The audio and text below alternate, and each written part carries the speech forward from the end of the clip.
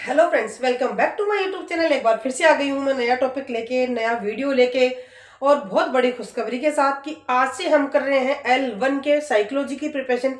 सारे सब्जेक्ट्स, जी हाँ दोस्तों, सारे सब्जेक्ट्स की तैयारी कराऊंगी। रीड जो L1 है आपका, मैं उसका आपको इतना प्रिपेयर करवा दूंगी कि आप अच्छे से यहाँ आपकी सारी चीजें सेव हो जाएगी और रीड प्री आप इजीली क्रैक कर पाओगे।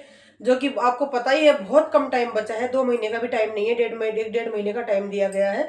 तो उसके अंदर आपको रीड क्रैक करनी है। तो ऐसा तो नहीं है ना कि आप डिटेल में सारी चीजें पढ़ने लग जाओगे और ऐसा है कि आप लेके बुक्स, इतनी मोटी मोटी बुक्स लेके बैठ गए तो आप 1.5 महीने में तो उनको रीड ही नहीं कर पाओगे। तो अब आपको ऐसा टाइम है आपके पास कि आपको ऑथेंटिक और एकदम फैक्ट्स पढ़ने हैं जो कि एग्जाम में एज इट इज उठ के आ जाते हैं और क्वेश्चन बन जाते हैं। वो ही चीजें आपको मेरी वीडियो में मिलेगी। तो देखने के लिए आप चैनल को सब्सक्राइब करें, लाइक करें और शेयर कर दें। जितना ज्यादा हो सके इतना शेयर कर दें इस वीडियो को, क्योंकि ये वीडियो उन बच्चों के लिए है जो पहली बार तैयारी कर रहे हैं, जिनको कोई नॉलेज नहीं है क्या पढ़ना है क्या नहीं पढ़ना। शुरू से लेकर एंड तक बहुत अच्छी चीजें बताने वाली हूँ। तो चलिए शुरू करते हैं, ज्यादा टाइम वेस्ट ना करते हुए। अपन आज पढ़ेंगे हम L1 के लिए साइकोलॉजी। जी हाँ दोस्तों, मैं सबसे पहले आपको सब्जेक्ट वाइज पढ़ाते जाऊंगी। सबसे पहले अपन साइकोलॉजी से शुरुआत करते हैं। तो साइकोलॉजी में आप सभी को पता ही होगा सिलेबस में क्या है। सिलेबस में साइकोलॉजी का पहला जो टॉपिक है वो है बाल विकास। जी हाँ दोस्तों, सिलेबस में जो क्या है वो है आपका बाल विकास। तो बाल विकास में क्या है, क्या टॉपिक है? वृद्धि और विकास। सबसे पहला टॉपिक अपन करेंगे आज बाल विकास का। इसके अंदर बहुत सारे टॉपिक्स दिए गए हैं, 1 2 3 4 5 ऐसे करके 4 5 टॉपिक है इसके अंदर। ये लंबा वीडियो होने वाला है, लेकिन हम 3 से 4 वीडियो में ये वाला टॉपिक कंप्लीट कर देंगे। तो आपके पास 2 दिन के अंदर आपको ये बाल विकास पूरा क्लियर करवा दूंगी मैं। आज अपन बात करते हैं बाल विकास का जो पहला टॉपिक है उसका, कि वृद्धि और विकास की संकल्पना। आप सभी को पता होना चाहिए वृद्धि और विकास की संकल्पना। ये जो टॉपिक है ना, इसमें से इतने क्वेश्चन आते हैं कि मैं क्या बताऊं आपको, और कैसे कैसे आते हैं वो भी मैं सारी चीजें आपको बताऊंगी आज।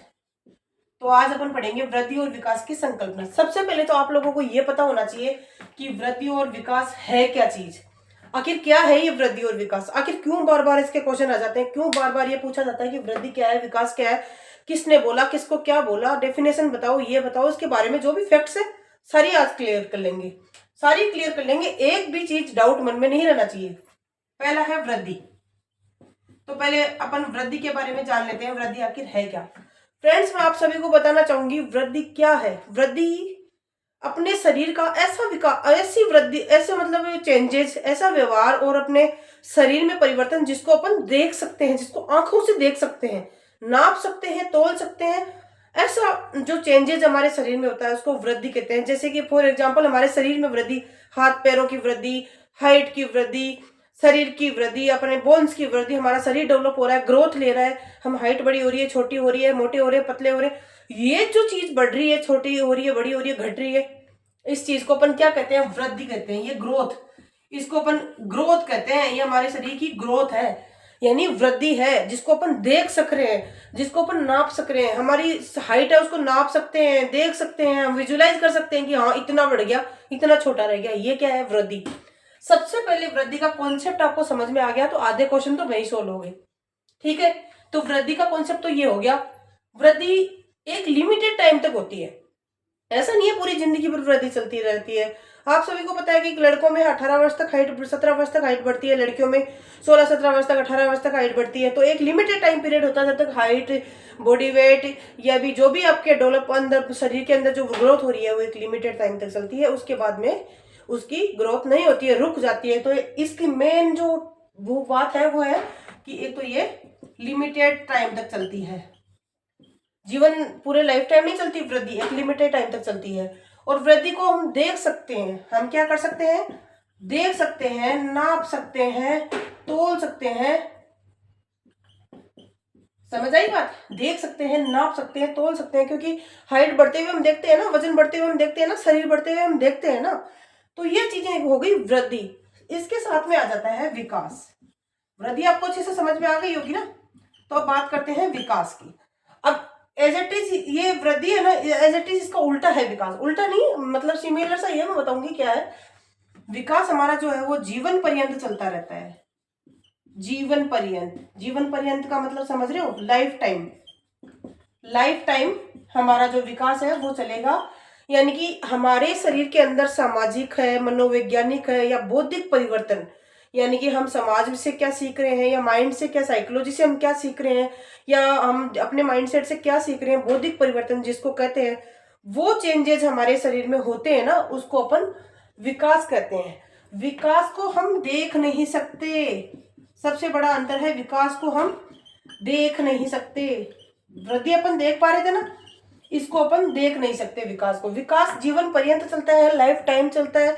आप 2 साल के हो तब भी विकास हो रहा है, 10 साल के हो तब भी विकास हो रहा है, 60 साल के हो गए तब भी विकास होगा, क्योंकि विकास कभी रुकता नहीं है।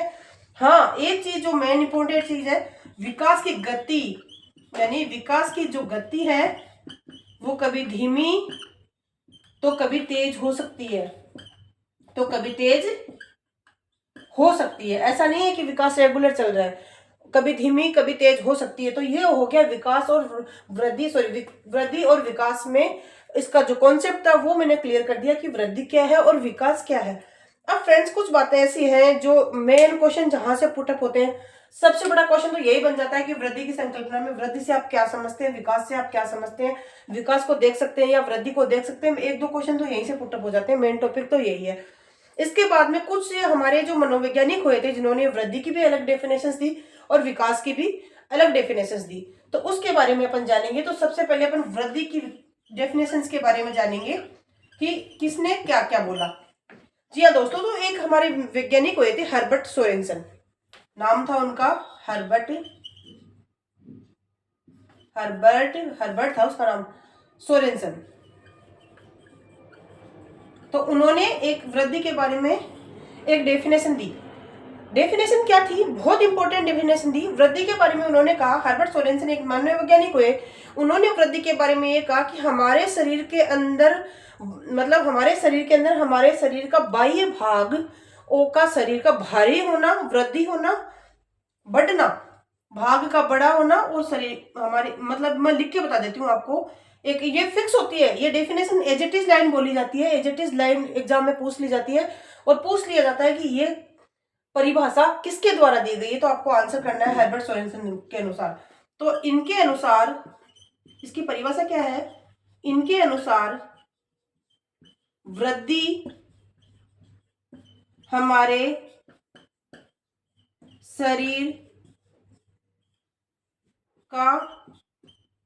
शरीर का बड़ा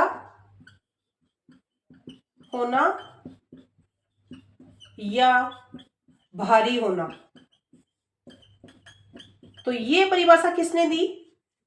हर्बर्ट सोरेनसन ने। तो हर्बर्ट सोरेनसन के अनुसार वृद्धि की क्या परिभाषा थी कि हमारे शरीर का बड़ा होना या भारी होना। ये परिभाषा किसने दी? हर्बर्ट सोरेनसन ने। तो ये वैज्ञानिक का नाम पूछ लिया जाता है और बाकी ऐसा कुछ नहीं है। मेन क्वेश्चन यही बनते हैं कि वृद्धि के अनुसार, हर्बर्ट सोरेनसन के अनुसार वृद्धि की परिभाषा क्या है, या परिभाषा दे दी जाएगी और आपको साइंटिस्ट का नाम, यानी मनोवैज्ञानिक का हमारा नाम पूछ लिया जाएगा। एक और मनोवैज्ञानिक हुए थे हमारे, जो उनका नाम था फ्रैंक। तो फ्रैंक ने वृद्धि के बारे में क्या कहा? शरीर और व्यवहार के किसी पहलू में परिवर्तन, हमारे शरीर के किसी व्यवहार,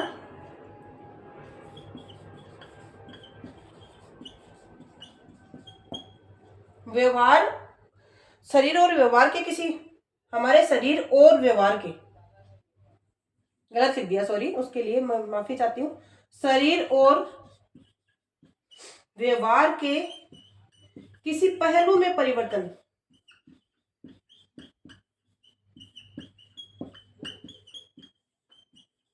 वृद्धि कहलाता है।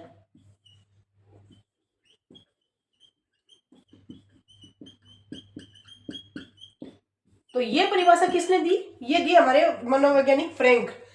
हमारे मनोवैज्ञानिक हुए थे फ्रैंक, जिन्होंने क्या बोला? हमारे शरीर और व्यवहार के किसी पहलू में परिवर्तन होना क्या कहलाता है? वृद्धि कहलाता है। और एक हर्बर्ट सोरेनसन के अनुसार, इनके अनुसार वृद्धि हमारे शरीर का बड़ा होना या भारी होना है।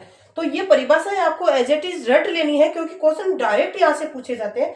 वृद्धि में केवल ये 2 परिभाषा है जिनके यहाँ से क्वेश्चन पुटअप होंगे, वो भी रीट लेवल पे, बाकी डीपली नहीं जाएंगे इससे ज्यादा। तो अपन बात कर ली हमने वृद्धि की, अब अपन बात करेंगे विकास की।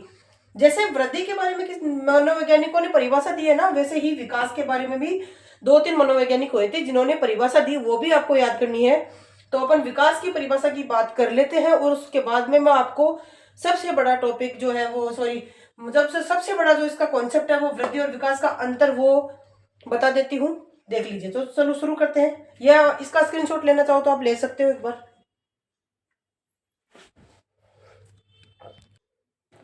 तो आपने इसका स्क्रीनशॉट ले लिया होगा। तो स्क्रीनशॉट लेने के बाद अपन बात करेंगे विकास के बारे में। जो जो हमारे मनोवैज्ञानिक हुए, उन मनोवैज्ञानिकों ने विकास के बारे में क्या क्या कॉन्सेप्ट दिया और क्या क्या जो है डेफिनेशंस दी, उसके बारे में अपन बात करेंगे। तो सबसे पहले एक हमारे मनोवैज्ञानिक हुए थे स्किनर। जी हाँ दोस्तों, ये इसका पूरा नाम नहीं है, सॉरी, इनका पूरा नाम नहीं है, इनका पूरा नाम था B.F. स्किनर।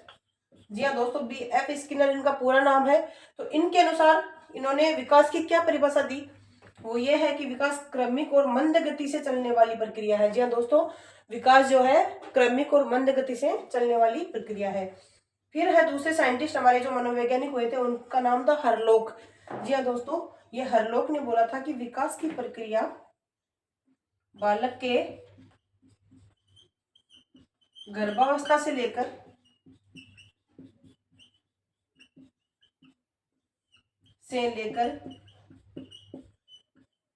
जीवन पर्यंत चलने वाली प्रक्रिया है।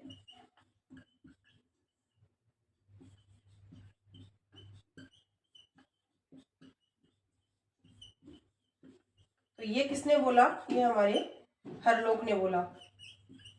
जो हमारे मनोवैज्ञानिक हुए थे हरलोक, उन्होंने बोला कि विकास की प्रक्रिया बालक के गर्भावस्था से लेकर जीवन पर्यंत चलने वाली प्रक्रिया है। तो ये परिभाषा किसने दी, विकास की, हरलोक ने। और स्किनर की क्या थी, स्किनर थी कि विकास क्रमिक और मंद गति से चलने वाली प्रक्रिया है। याद रखिएगा, स्किनर ने क्या बोला, विकास क्रमिक और मंद गति से चलने वाली प्रक्रिया है। हरलोक ने क्या बोला कि जो हमारा बालक है, जो हमारा बच्चा है, जो बच्चे की जो विकास की प्रक्रिया शुरू होती है वो गर्भावस्था से ही शुरू हो जाती है और पूरी लाइफ टाइम चलती है। ये बात किसने बोली, हरलोक ने। एक मनोवैज्ञानिक हुए थे और हुए थे अरस्तु। ये बहुत इंपॉर्टेंट है, बार बार पूछा जाता है, अरस्तु का बहुत इंपॉर्टेंट है, बार बार पूछा जाता है। तो इन्होंने कुछ बातें अलग बोली। इन्होंने बोली कि विकास आंतरिक और बाह्य कारणों से होने वाले परिवर्तन को बोलते हैं। हमारे शरीर में आंतरिक और बाह्य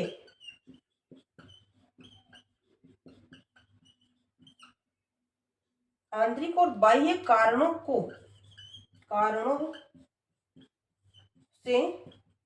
होने वाले परिवर्तन को बोलते हैं। समझाऊंगी मैं भी ये क्या है, वो चीजें भी बता दूंगी मैं आपको। तो अरस्तु ने ये बोला कि हमारा जो शरीर है, जो आंतरिक कारण है, या तो हमारे मन के अंदर क्या चल रहा है, हम क्या सोच रहे हैं, क्या उथल पुथल चल रही है, उसकी वजह से हमारे शरीर में कुछ चेंजेस आ जाता है। या फिर कोई सामाजिक तत्व है, कुछ ऐसे हो गए जिसको देख के हमें चेंजेस आ गया, या कोई ऐसे संवेगात्मक मनोवैज्ञानिक कारण कुछ ऐसे हो गए जिसको देख के हमारे शरीर में चेंजेस आ गया, तो वो है विकास। तो ये बात किसने बोली, अरस्तु ने। तो अरस्तु ने ये परिभाषा दी इसकी कि हमारे शरीर के आंतरिक और बाह्य कारणों से होने वाले परिवर्तन को हम क्या कहते हैं, विकास कहते हैं। तो विकास के 3 साइंटिस्ट थे जिन्होंने ये अलग अलग परिभाषाएं दी। इन परिभाषाओं को रट लेना है क्योंकि क्वेश्चन यहीं से पुटअप होते हैं। या तो आपको डेफिनेशन दे दी जाएगी, वैज्ञानिक का नाम पूछ लिया जाएगा, या वैज्ञानिक का नाम दे दिया जाएगा, डेफिनेशन पूछ ली जाएगी, या बीच में से कहीं कोई शब्द मिस ब्लैंक करके ऐसे कुछ पूछ लिया जाएगा। बाकी कहीं से कुछ बाहर नहीं आने वाला है, आएगा यहीं से, लिख के ले लो, विद प्रूफ मैं बता रही हूँ, यहीं से आएगा, कहीं से नहीं आएगा। बात करते हैं वृद्धि और विकास के जो मेन अंतर है उनकी। तो आप नोट करना चाहो तो मेन अंतर आप नोट कर सकते हो अपनी नोटबुक में। ये हो गए हमारे विकास, वृद्धि और विकास की कॉन्सेप्ट, उनके साइंटिस्ट जिन्होंने दिया और जिनकी परिभाषाएं बताई। अब अपन बात करते हैं वृद्धि और विकास के अंतर की। तो ये आप स्क्रीनशॉट लेना चाहे तो ले लीजिएगा क्योंकि ये तो रिकॉर्डेड वीडियो है, आप पीछे आगे पीछे करके भी ले सकते हो। तो चलिए हम शुरू करते हैं वृद्धि और विकास के अंतर, क्योंकि वीडियो ज्यादा लंबा हो जाएगा। तो अपन ज्यादा लंबा ना करते हुए वीडियो को करते हैं, वृद्धि और विकास के अंतर की बात करेंगे। इधर लिख देते हैं हम वृद्धि और विकास में अंतर। अब आपको इतना तो समझ में आ ही गया होगा, इतने कॉन्सेप्ट पढ़ने के बाद के अंतर तो आप खुद ही कर लेंगे, लेकिन फिर भी मैं करवा देती हूँ ताकि आपको नोट्स बनाने में आसानी रहे। ठीक है, तो यहाँ लिख देते हैं अपन वृद्धि, इधर लिख देते हैं अपन विकास। ठीक है, तो सबसे पहला अंतर है कि वृद्धि का स्वरूप हमेशा बाह्य होता है। पहला लिखते हैं अपन, वृद्धि, सॉरी आपको दिखाई नहीं दे रहा होगा, वृद्धि का स्वरूप यानी जो वृद्धि का जो परिवर्तन है वो कैसा होता है, हमेशा बाह्य होता है। बाह्य मतलब बाहरी तौर पे होता है, जिसको अपन देख पाते हैं। और विकास, विकास का स्वरूप हमेशा आंतरिक होता है, हमेशा आंतरिक होता है। ठीक है, दिखाई दे रहा है आपको सभी को? आप अच्छे से देख लीजिएगा, समझ में आ रहा है, नहीं समझ में आ रहा तो कमेंट में करके पूछ सकते हो। अगला जो मैंने आपको अभी थोड़ी देर पहले आपको समझाया, वृद्धि एक लिमिटेड समय के लिए होती है, यानी कि वृद्धि एक निश्चित समय बाद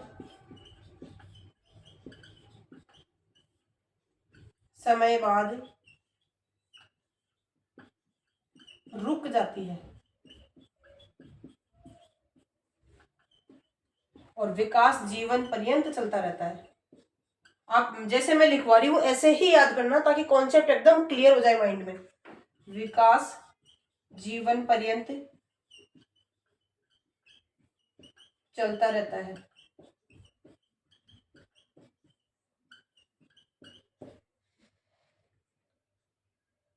तीसरा अंतर, वृद्धि दिशाहीन होती है। वृद्धि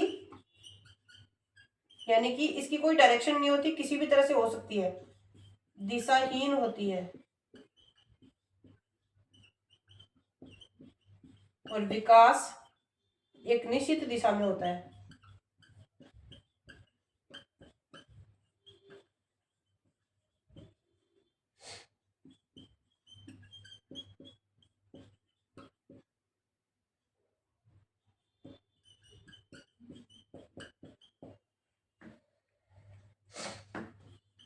वृद्धि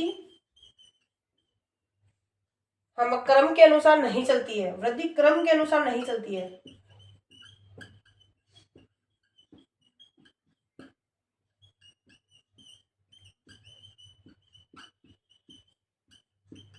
और विकास एक निश्चित क्रम में चलता है, ये भी समझाऊंगी कैसे।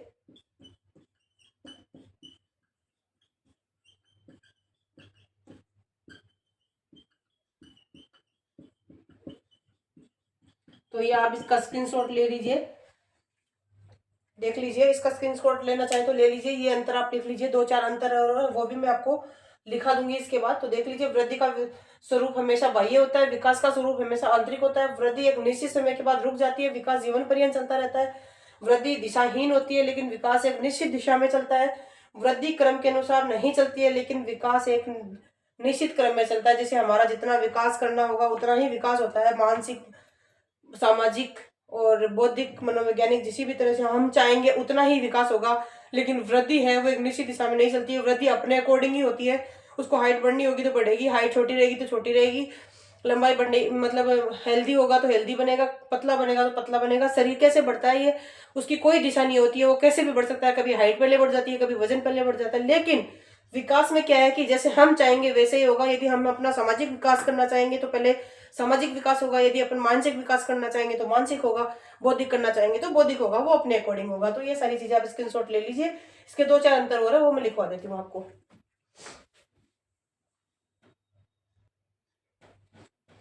तो चलिए, कुछ अंतर और है इसके, तो अपन वो और देख लेते हैं कि वृद्धि का हम क्या क्या कर सकते हैं, विकास में क्या नहीं कर सकते। तो वृद्धि की अपन बात करें तो वृद्धि का मापन किया जा सकता है, वृद्धि का मापन किया जा सकता है, यानी कि इसको देखा जा सकता है, तोला जा सकता है, नापा जा सकता है, लेकिन विकास का मापन नहीं किया जा सकता। विकास का मापन नहीं किया जा सकता। इसकी लंबाई को मापा जा सकता है, इसकी लंबाई को नहीं, इसके जो विकास को नहीं मापा जा सकता है ना। और वृद्धि केवल परिमाणात्मक होती है, वृद्धि केवल परिमाणात्मक होती है।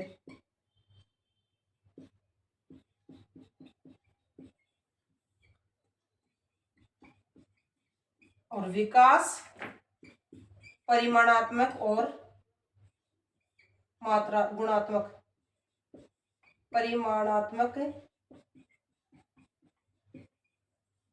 और गुणात्मक दोनों होता है।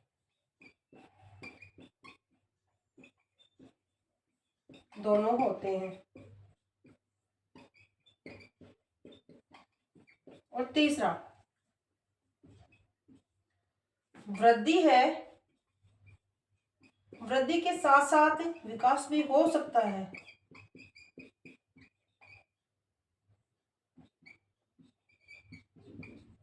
विकास भी हो सकता है, लेकिन विकास वृद्धि के बिना ही संभव है। विकास वृद्धि के बिना